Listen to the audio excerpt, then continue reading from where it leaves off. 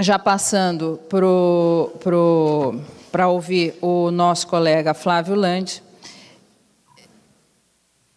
eu preciso ler o currículo. Flávio é bacharel-mestre pela Faculdade das Arcadas de Direito, Faculdade de Direito da Universidade de São Paulo. Trabalhou por 2 anos como repórter e redator do jornal Folha de São Paulo. Nós temos um jornalista. Exerceu advocacia por 2 anos, até novembro de 96, quando foi aprovado em primeiro lugar para o concurso de juiz do trabalho no TRT da 15ª Região. Em 2003, foi promovido para juiz titular de Vara do Trabalho, é juiz da 2ª Vara de Campinas e também, hoje, juiz substituto do Tribunal Regional do Trabalho da 15ª Região, desde 2011. É membro do corpo docente da Escola Judicial do TRT da 15ª Região, ex-presidente da Matra 15 no biênio 2009-2011, e aqui eu faço um parênteses. Antes de ser presidente da Matra 15, ele foi vice-presidente da Matra 15, quando exerceu uma grande parceria, quando eu era presidente da Matra 15, trabalhamos juntos, realmente juntos, irmanados, na Matra 15, trabalhamos com grandes dificuldades na Matra 15, com grandes lutas, por sinal, sempre o trabalho associativo é de grandes lutas. A doutora Patrícia Maeda estava aí, eu ia até fazer referência a ela, mas ela fugiu. Eu ia falar que ela certamente ia dizer: a Matra 15 tem sempre momentos de luta, mas sempre é momentos de luta. O doutor Samuel está aí também, ex-presidente da Matra 15, sabe dizer que sempre é momentos de luta. E foi um período de grandes lutas e uma grande parceria. Depois esteve à frente como presidente da Matra 15. É um grande amigo e tem um grande defeito: é São Paulino. Mas fazer o quê? Eu sabia que ia ter palmas, mas vai fazer o quê? Mas é um grande defeito, é São Paulino, mas nós, corintiana que somos, né, doutora Madalena? Ninguém torce para o Guarani, não, é? Ninguém torce para o Guarani aqui. Quem torce não fala. Aí, temos bugrinos, né? Mas aqui a presidente de mesa, o que vale ao Corinthians, a palavra é sua, doutor Flávio Landi. Quando eu preparava os slides para essa exposição, meu filho falou: está tudo errado, slide tem que ter imagem e pouco texto. Ele é adolescente. Ele falou: põe uma imagem do São Paulo aí para mostrar, né, que você é São Paulino. E eu vejo que foi um grande acerto eu não ter feito isso, senão teria sido descredenciado do Congresso. Bom, eu gostaria de agradecer à comissão organizadora pelo gentil convite que me foi feito, agradecer de forma muito especial a desembargadora Ana Paula, minha amiga dileta. Ela não sabe, mas é minha mentora na carreira em diversos aspectos, em diversos momentos, principalmente nos mais desafiadores. Agradecer e parabenizar a direção do TRT pelo sucesso de mais essa edição desse conclave. Vejo aqui o doutor Firmino, e eu lembro que eu tenho em casa uma foto da gente no nosso primeiro congresso rural, lá pelos idos de 97, 98, por aí, né? Parabenizar a juíza Ana Paula pela brilhante exposição, tentar acrescer alguma reflexão ao que foi dito, se há que há algo a acrescer, não é? Este é meu desafio de quem fala por último. E saudar a todos os participantes que nos prestigiam com a sua audiência, o auditório ainda cheio a esta hora, né, na última palestra da tarde. Eu quero trazer aqui, inicialmente, uma reflexão sobre aspectos constitucionais do primeiro tema desta nossa exposição, que é a iniciativa do juiz em promover a execução. O nosso sistema, hoje, ele ainda permite que o juiz faça controle difuso de constitucionalidade, declarando em sentença. No segundo grau, há a dificuldade da reserva de plenário. E a pressa dos nossos tempos demonstra que as questões ligadas à constitucionalidade já foram levadas, parte delas ao Supremo, outras serão, E, provavelmente, a decisão de muito disso que nós discutimos nesse conclave virá por meio de decisões diretas do Supremo, sem a construção jurisprudencial, que seria o caminho que outras questões tiveram no passado. Bem, como dito e como visto, a reforma trabalhista alterou o artigo 878 da CLT e tirou a chamada execução de ofício e passou a dizer que ela seria promovida pelas partes. Uma leitura superficial desta alteração poderia trazer a impressão, e há autores que dizem isso, que cada ato da execução teria que ser requerido ou indicado pela parte exequente ao juízo. Não quero fazer uma ironia, mas esta proposição doutrinária, ela me lembra um livro que talvez nem todos tenham conhecimento, do Alberto Dines, esse jornalista que faleceu na semana passada ou retrasada. Ele passou anos da vida dele pesquisando na Torre do Tombo de Portugal os processos da Inquisição. Ele escreveu um livro de 2 volumes, muito grande, contando um pouco desses processos. Nesse processo, que culminava com o auto de fé em que o herege era levado até a fogueira, que era a execução do processo, gritavam, as pessoas saíam à rua para ver o auto de fé, e as pessoas gritavam quando o herege passava, Jesus ou Moisés? Se ele respondesse Jesus, é porque ele estava arrependido. Parava o auto de fé, os autos físicos do processo que estavam em caixotes de madeira retornavam ao tribunal do Santo Ofício, para o Santo Ofício analisar se aquela resposta dele era sincera ou não. Se era sincera, acabava o auto de fé, ele era absolvido. Se não era sincera, prosseguia o périplo até a fogueira. E assim ia. O dia inteiro, 2 dias, esse périplo. E fiquei imaginando, a cada ato da execução, aquele antigo despacho, diga o exequente o que de direito, requeira o exequente o que de direito, e vai, e vem, e vai.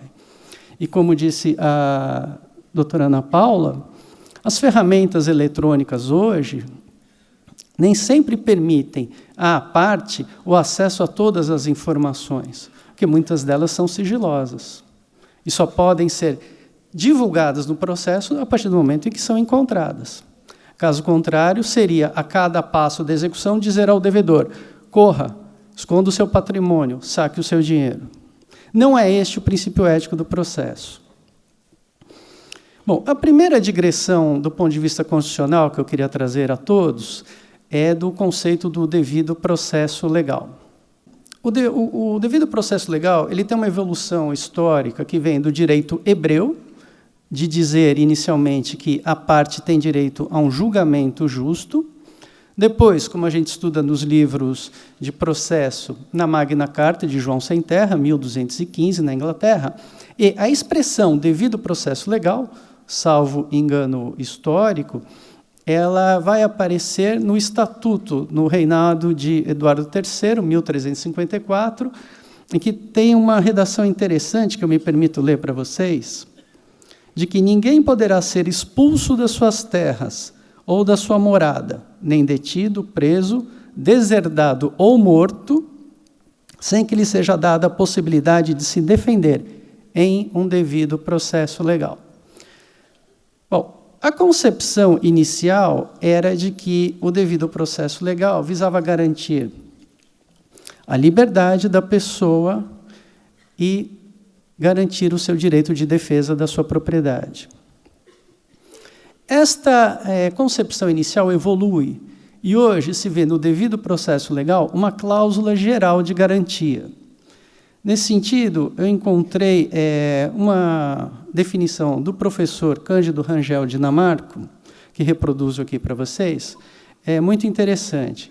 Quando ele diz que o processo deve aderir à realidade social e ser consentâneo com a relação de direito material controvertida. Ora, se o processo e o procedimento forem discrepantes do bem da vida que se persegue com o processo judicial, este processo e este procedimento não atendem a garantia constitucional do devido processo legal. Se o processo ou procedimento, em algum aspecto, em algum dispositivo, criam um obstáculo para que o direito material certificado no processo ou que se busca se realize, ele não atende ao devido processo legal. Esta premissa leva em conta, portanto, a finalidade do processo. Não estou falando ainda da natureza alimentar das verbas perseguidas nos processos trabalhistas. Estou falando de forma genérica. Nesse sentido, dizer que, se o exequente não se manifestar a cada ato da execução, dizer que ele não tem interesse na execução, tem lógica. O processo judicial ele é custoso para o Estado, portanto, toda a sociedade arca com a estrutura do Poder Judiciário. O processo judicial é demorado. Como disse o Dr. Oliva, citando dados do CNJ, a grande maioria das ações trabalhistas buscam verbas rescisórias. Para quem foi mandado embora do emprego sem sequer receber verbas rescisórias, a tramitação de 1 ano que seja de uma ação trabalhista, que nós julgamos rápida, é muito tempo. Faz sentido supor que, por ausência de manifestação da parte que ganhou uma sentença a seu favor, não se execute essa sentença? E aqui eu entro no próximo aspecto do constitucional, que é o princípio da razoável duração do processo. Este princípio ele foi inspirado na legislação italiana, e não foi por acaso. A Itália foi punida por organismos internacionais, sofreu sanções por conta da demora em resolver suas ações judiciais. Foi trazido com a leitura semelhante do que há na Constituição italiana para a nossa Constituição. O que eu gosto de chamar a atenção aqui é que este princípio ele não só fala da razoável duração do processo, mas os meios que garantam a celeridade de sua tramitação. A contrário senso, se eu crio obstáculos à tramitação do processo, eu estou ferindo o princípio constitucional da razoável duração do processo. Bom, como nós vimos, a questão constitucional, ela hoje provavelmente será decidida diretamente pelo Supremo e não trilhará o caminho da jurisprudência, que se constrói à base de muita discussão, muito debate, muita argumentação, notadamente num país de dimensões continentais como o Brasil e diferenças de uma região para outra. Esses dias dando aula a alunos da escola judicial, que são servidores do tribunal espalhados pela 15ª inteira, um deles falou, em 20 anos de justiça do trabalho eu nunca vi um jus postulandi. Só para fazer um parênteses das nossas diferenças regionais. E eu comentei, um colega de outra região, uma vez me disse que na sua região cerca de 80% das reclamações trabalhistas são jus postulandi, de empregado e empregador que comparece à justiça sem advogado. E aqui na 15ª região, outros alunos, ao participarem do curso, disseram, olha, aqui na minha vara tem de 2 a 3 por mês. E ele até brincou, para a alegria dos servidores que tem que tomar termo e fazer as contas no processo sumaríssimo para liquidar o pedido. Então, a jurisprudência tem essa riqueza de construir as decisões com base em argumentos novos que vêm da diversidade. E onde há diversidade, há riqueza. As decisões que o Supremo tomará nessas matérias tentarão trazer pacificação, mas ausente a questão da discussão. Bom, feito essa breve colocação de aspectos constitucionais, eu queria convidar o professor Arese, de maneira especial, e a todos nós aqui, para uma reflexão. Na verdade, não é uma reflexão, é um exercício hipotético de interpretação. Digamos que nós colocássemos um intérprete estrangeiro que não conhece o direito brasileiro, mas é um estudioso do direito, diante da leitura do artigo 878 da CLT e do parágrafo único do parágrafo 1º do artigo 513 do Código de Processo Civil, sem dizer a este intérprete a que ramo do direito pertence cada uma dessas disposições. Ele provavelmente nos responderia: bom, esse artigo 513 certamente pertence ao direito social do trabalho, porque ali basta a parte requerer a execução. O tal artigo 878 pertence ao direito comum, porque pode dar a entender que a parte deve promover cada ato da execução.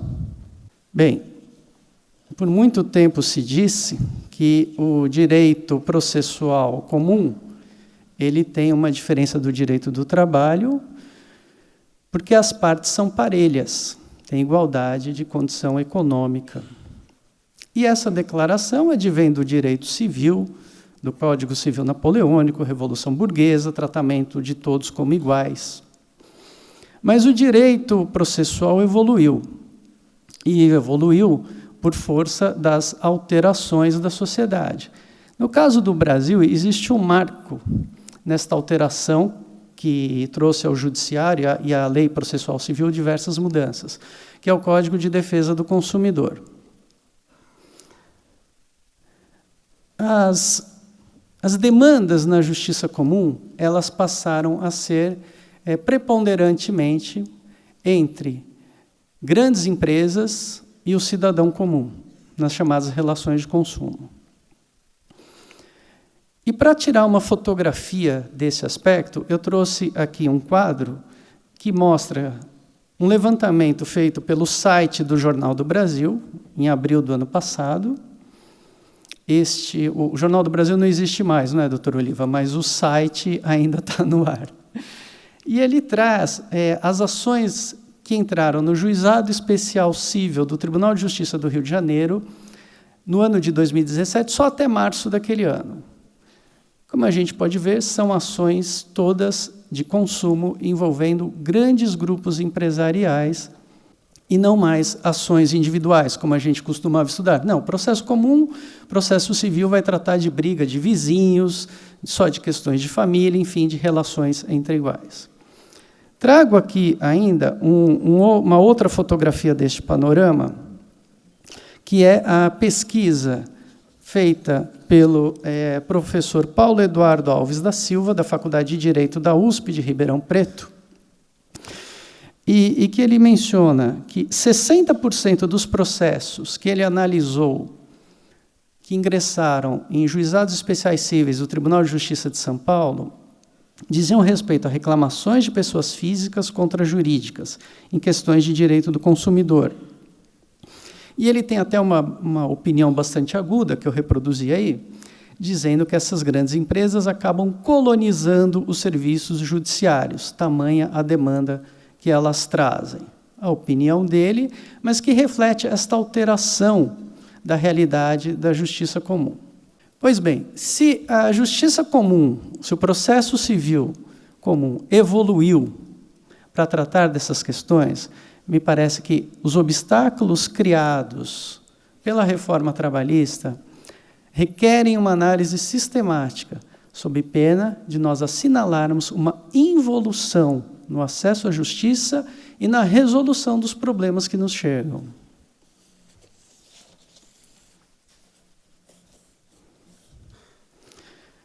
Bem, até aqui estávamos a falar da possibilidade da parte requerer o início da execução, e uma vez feito isso, o juiz prossegue com a execução até seus termos finais. Um parênteses, entendo que este requerimento do credor pode ser feito a qualquer momento. Ele pode fazer, inclusive, na petição inicial, como eu já vi que estão fazendo. O reclamante, desde logo, pede o início da execução de sua futura e certa execução. Eles colocam assim, que na verdade seria uma eventual execução. Já requereu, já manifestou. Pode ser feito tão logo haja o trânsito em julgado. Pode ser feito quando é intimado a apresentar ou se manifestar sobre cálculos. Não é? Mas vamos pensar na possibilidade de que, como disse a doutora Ana Paula, que a execução possa ser feita de ofício ainda, mesmo com a alteração do artigo 878 da CLT.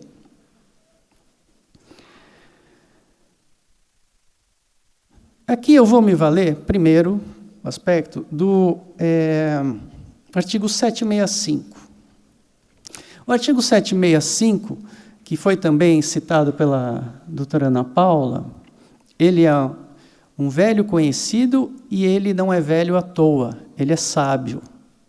Ele é uma válvula de escape para diversas situações no processo que requeiram a atitude do Poder Judiciário. E o artigo 765, ele não fala só em ampla liberdade do juízo, ele fala também no dever do juízo em velar pelo andamento rápido das causas, podendo determinar qualquer diligência necessária ao esclarecimento, ao fim delas.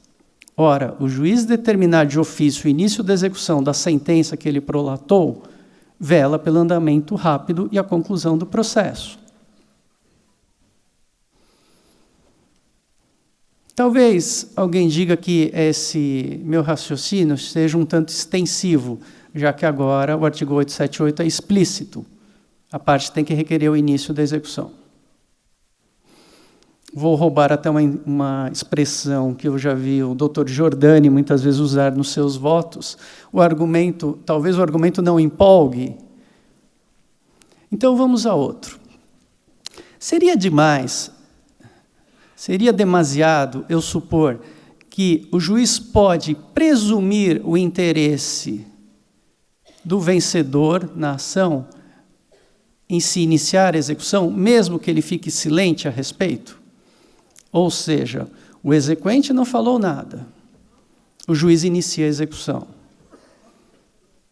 Ele pode até ter feito aquele despacho, diga o exequente o que de direito, o exequente não diz nada. Ele pode iniciar a execução agora com a nova redação do artigo 878 da CLT? Leitura gramatical nem sempre é a mais sábia. Leitura isolada gramatical, menos ainda. De qualquer forma, vamos pensar, então, num comparativo. Existe um país que ele está tendo crescimento econômico, fugindo à crise de vários países da Europa. Esse crescimento econômico tem se traduzido, inclusive, na geração de empregos acima da média da União Europeia.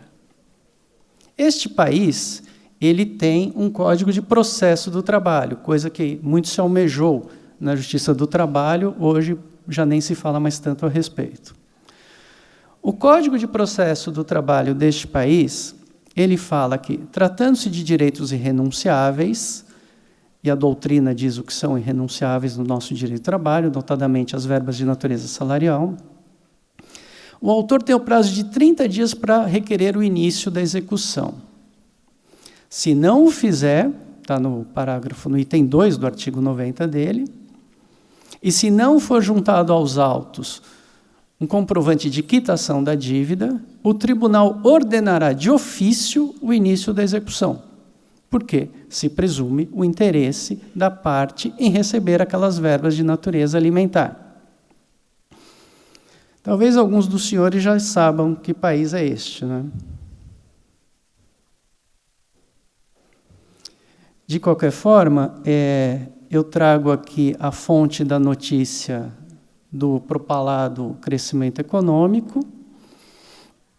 Esse país é Portugal. E a notícia do crescimento econômico e geração de empregos foi publicada no site do jornal espanhol El País, que eu diria suspeito e concorrente da nação portuguesa, e que fala justamente desse aspecto. Bem, sobre esse aspecto da iniciativa do juiz, portanto, eu traria as seguintes conclusões. Primeiro, a parte pode ser instada a requerer, mas ela pode fazer isso a qualquer momento no processo. Se eu entender que a parte deve requerer, basta que ela requeira o início da execução, e aí o juízo deve levá-lo ao seu termo final. independente da parte de ter que dizer, olha, agora eu quero uma pesquisa em dinheiro, agora eu quero uma pesquisa em automóveis, agora eu quero uma pesquisa. Né? E aqui um detalhe, muitos advogados têm se especializado em atuar na fase de execução na pesquisa patrimonial por sua conta, seja em pesquisa em cartórios, pesquisa em junta comercial e até pesquisa em sites da internet. E aqui é interessante, quando a gente fala de grupo econômico, já se viu diversas vezes o exequente fazer prova com base no site de uma das empresas do grupo, que ela pertence ao grupo. Ela fala, empresa X, componente do grande grupo XYZ, que era o que nós estávamos executando, e que formalmente no contrato social não aparece nada disso. Não é? É de todo elogiável, recomendável e necessário que os profissionais do direito se habilitem a atuar na parte de execução com o mesmo foco e com a mesma energia que o fazem na fase de conhecimento. Tanto o profissional que defende os interesses do exequente, como do executado. Porque as questões de execução são cada vez mais complexas. E as ferramentas modernas de busca patrimonial, inclusive de investigação de ativos financeiros, revelam realidades que estavam ocultas. Ocultas oficialmente para o judiciário, porque hoje é possível se fazer, por exemplo, um curso de blindagem patrimonial pela internet. Eu quase me inscrevi em um, mas aí eu ia ter que usar nome falso, aí eu ia ser processado, eu falei, não, então eu não vou. Mas pela internet, você procurar no Google, você acha, faça seu curso online de blindagem patrimonial. Proteja seu patrimônio e dos seus filhos.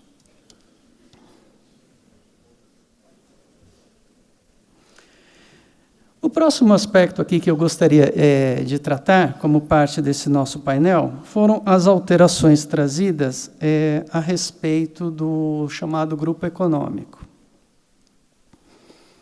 A reforma trabalhista promoveu a alteração do artigo 2º da CLT, e uma alteração bastante preocupante. Alterou a redação do parágrafo 2º desse dispositivo e criou o parágrafo 3º. A criação desse parágrafo 3º, desculpem o termo, buscou blindar os grupos devedores. E quando se diz blindar os grupos devedores, porque, de fato, a extensão da responsabilidade patrimonial a outros componentes da atividade econômica, ela não é uma questão meramente doutrinária, acadêmica. É uma questão de sérias repercussões na vida social. Eu cito como exemplo grandes companhias de aviação que faliram. E o Dr. Firmino é um especialista nessas histórias, né, de companhias de aviação. Me contou até do surgimento da Varig, eu fiquei boquiaberto quando soube, né? Como ela assumiu as linhas da Panair, não é isso? E essas empresas, quando faliram, conseguiram trilhar um caminho em que o passivo trabalhista, tributário, comercial, ficou com a massa falida. Os ativos foram vendidos ou leiloados. Quem teve a oportunidade de conhecer algum ex-empregado dessas companhias aéreas, que trabalhou por mais de 20 anos, que foi demitido, não recebeu verbas rescisórias, sacou nada ou quase nada do fundo de garantia, tem a dimensão da agrura que isso traz. Pensando isso em termos coletivos, é que a gente entende a importância da extensão da responsabilidade patrimonial para todos que participam daquele grupo econômico. O novo parágrafo 3º do artigo 2º, ele diz que a mera identidade de sócios não basta para conceituar o grupo econômico. Aqui o primeiro aspecto, não basta, mas é um indício forte. Mais do que um indício, é um início de prova. Para a gente enfrentar essa questão, eu proponho que nós analisemos duas premissas. Primeira delas, o princípio próprio do processo do trabalho da aptidão para a prova. Esse princípio nos traz a ideia de que compete à empresa fazer a prova de muitas das condições de trabalho, porque é ela quem tem condições e obrigação de reunir os documentos e preservá-los da relação de trabalho, da relação societária, dos recolhimentos tributários e etc. E mais do que o princípio inspirador da prova na Justiça do Trabalho, nós temos hoje consagrado, por conta da reforma, o princípio da distribuição dinâmica do ônus da prova. Em outras palavras, seria de se supor que o reclamante, exequente, teria condições de provar aquela terminologia do novo parágrafo 3º, da demonstração de interesse integrado, efetiva comunhão de interesses e atuação conjunta das empresas, para comprovar que há grupo econômico? Sim, ele até pode fazer isso. Usamos o exemplo aqui do Google para ele pesquisar isso. Mas muitas vezes ele não vai encontrar. A empresa teria este ônus, né? E aqui a segunda premissa que eu queria trazer para vocês quando nós formos abordar essa questão do grupo econômico. No direito, nós nos valemos muito das presunções. Isso é tradição desde a época do direito romano.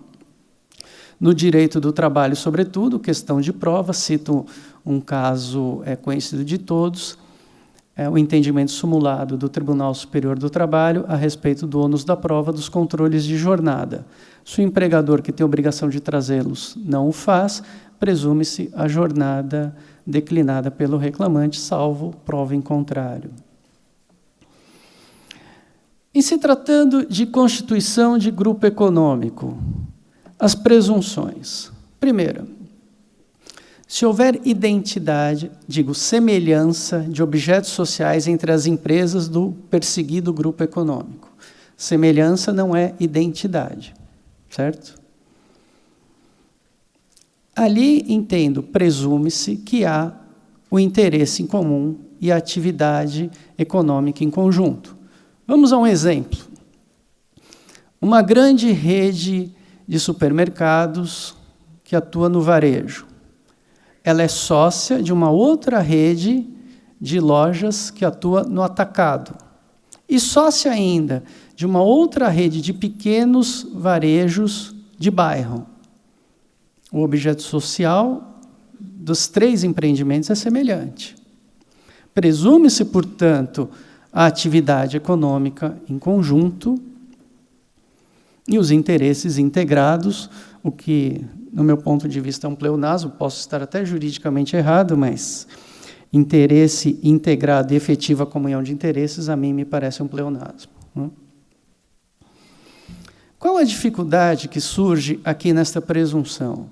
Se nós formos tratar de empresas que têm diversidade de objetos sociais, e existe um caso que é relembrado por vários doutrinadores, inclusive no livro de comentários à reforma, o professor Homero traz uma alusão a este aspecto, se não me falha a memória, que são as grandes montadoras de automóveis que participam de empreendimentos agroindustriais. Em princípio, não há semelhança de objeto social. Montadora de automóveis, empreendimento agroindustrial. Neste caso, valendo-se do princípio da aptidão para a prova, da distribuição dinâmica do ônus da prova, previsto no parágrafo 1º, ou parágrafo único do artigo 818 da CLT com a reforma, a obrigação de demonstrar a falta de comunhão de interesses é das empresas cujo grupo econômico se presume, pela identidade de sócios. E ainda, a obrigação, o ônus da prova de demonstrar a falta de atuação conjunta também é das empresas, pois seria impensável carregar tal ônus ao exequente que não tem acesso à documentação minimamente exigível que a empresa deve preservar.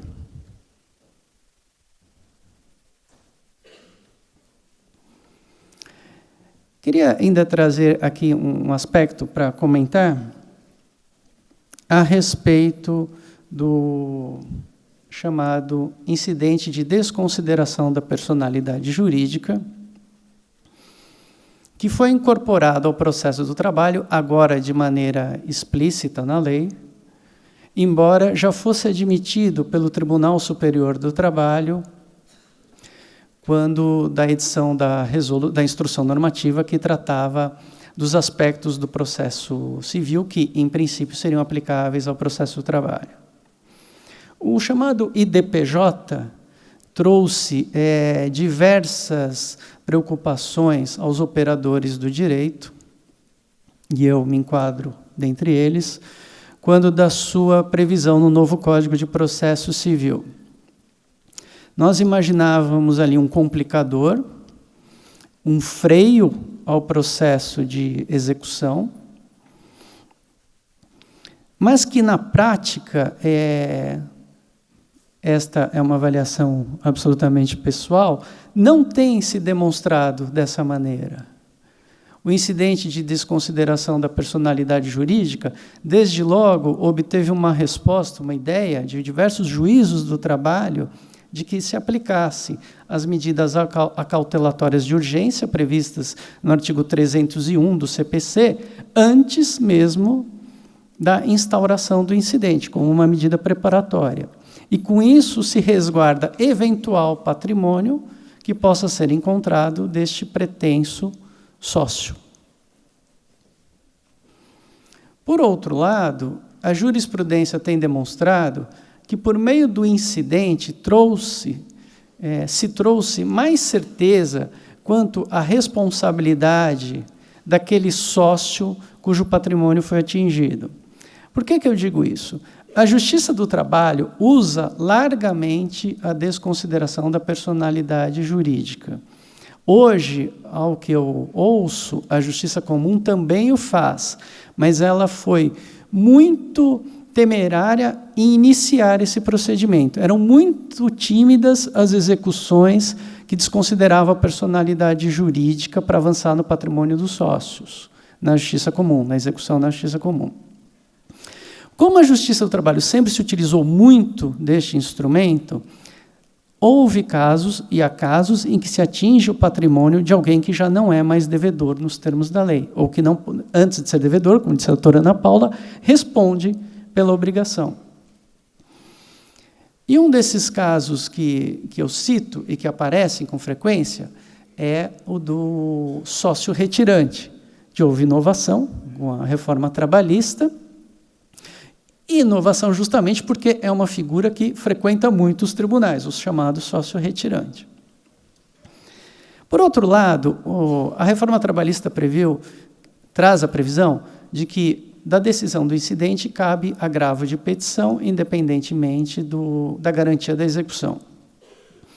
Antes, esse sócio retirante ficava sempre na dúvida se ele iria entrar com embargo à execução, como determinavam alguns julgados, e aí ele tinha que garantir a execução, tinha o prazo exíguo, ou se ele entraria com embargos de terceiro, porque a alegação dele é de que não é mais parte. E aí alguns julgados diziam, não, você entrou com embargo de terceiro, mas você já foi integrado à execução, você é parte, não cabe embargo de terceiro. E aí ele perdeu o prazo da execução, não garantiu, ficava sem medida ou sem resposta alguma. Alguns julgados admitiam as duas hipóteses. Falavam, como é uma zona nebulosa, tanto cabe embargos de execução como embargos de terceiro. Agora, com o IDPJ, essa questão está resolvida. Instaurou-se o IDPJ, fez-se a decisão. Ele entra com agravo de petição para discutir isso. Eu trago aqui duas decisões do TRT da 15ª Região dessas questões. A primeira delas, até o tema bastante explorado pela doutora Ana Paula, tratando do sócio oculto. Este voto da relatoria da desembargadora Herodite, eu estava lendo o voto à integralidade, e trata-se de um caso em que este sócio, ele alegou em sua defesa que ele não é um sócio retirante nos termos da lei, e, de fato, ele se afastou formalmente da empresa, com os registros sociais, há vários anos. Mas, com a utilização das modernas ferramentas de pesquisa patrimonial, se descobriu, na movimentação financeira da empresa, que quem detinha a procuração e, de fato, movimentava as contas da empresa até hoje, é ele. Portanto, a decisão o considera, na verdade, não como um sócio retirante, mas como um sócio oculto. E, portanto, em fraude. Interessante que o voto analisa a questão, agora pacificada com a reforma, mas da tomada pelo juiz, à época, antes da reforma, da medida cautelatória do artigo 301 do novo Código de Processo Civil. O juiz, antes mesmo de intimá-lo a pagar, determinou, de forma cautelar, a penhora, a constrição de bens desse sócio, e depois intimou a pagá-lo e abriu prazo para as defesas, inclusive o IDPJ. Uma outra decisão que eu trago, agora sim falando de sócio retirante, é um acórdão de lavra do desembargador Luiz Felipe Bruno Lobo, em que, depois de processado o IDPJ, houve o recurso ao tribunal e, por votação unânime, se reconheceu a condição de sócio retirante, e até menciona aqui, 3 anos e 7 meses após a saída do quadro societário da empresa, ele teve o seu patrimônio atingido. E a questão aqui é que ele não fez parte do contrato, à época do contrato de trabalho da parte, etc., etc. Né? E aqui eu digo, são casos em que não se pode responsabilizar alguém pela dívida e que, ao meu sentir, inicialmente, sujeito a críticas, o IDPJ ajuda a trilhar esse caminho. Bom, eram essas as minhas breves reflexões. Eu fiquei muito preocupado quando eu entendi que a doutora Ana Paula não concorda com o IDPJ, mas acho que ela não chegou até este ponto aqui na exposição. E, de fato, muitos autores não concordam. O professor Homero, eu me lembro que é um que, mesmo após a reforma, ele diz que ele acha incompatível com o processo do trabalho. Né? Mas acho que este, sim, não será objeto de contestação no Supremo e a jurisprudência vai nos dar a resposta. É isso. Muito obrigado.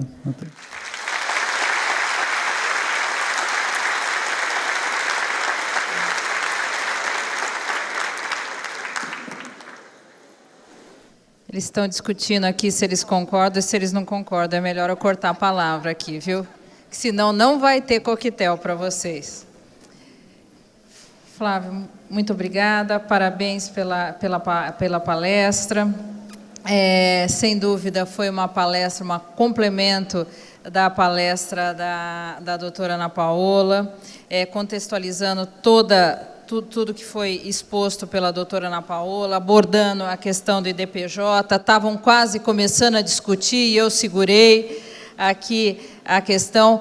Quero fazer um meia-culpa, uma desculpa, que fiz referência à doutora Patrícia, que não estava, ao doutor Samuel, e não fiz referência ao doutor Firmino Alves Lima, também ex-presidente da Matra 15, que eu fui com muita honra, sua vice-presidente. Me perdoe aquela hora que eu estava olhando para cá, não olhei para cá, é que é muita gente aqui. E, enfim, estamos encerrando esse painel, esse maravilhoso painel que trouxe muito mais reflexões, muito mais dúvidas, muito mais questionamentos. Estamos, sim, no momento de ter dúvidas. Não posso deixar de encerrar o painel para dizer que Vossa Excelência precisa de um curso de informática. Sem dúvida nenhuma, não poderia deixar de falar nisso. Seu filho precisa ajudá-lo. Seu filho adolescente, sem dúvida nenhuma, terá condições de talvez inserir, quem sabe, o logo do São Paulo, mas pode ajudá-lo num curso de informática, vai fazer o quê? Sem dúvida nenhuma. Então, por favor, mas não em nenhum momento isso desmereceu o trabalho jurídico, a pesquisa científica e jurídica feita de peso e de grande valia para todos nós. Enfim, e com essas últimas considerações, nós damos encerramento a esse painel E, ao dia de hoje, devolvo a palavra ao nosso mestre de cerimônia. Muito obrigado.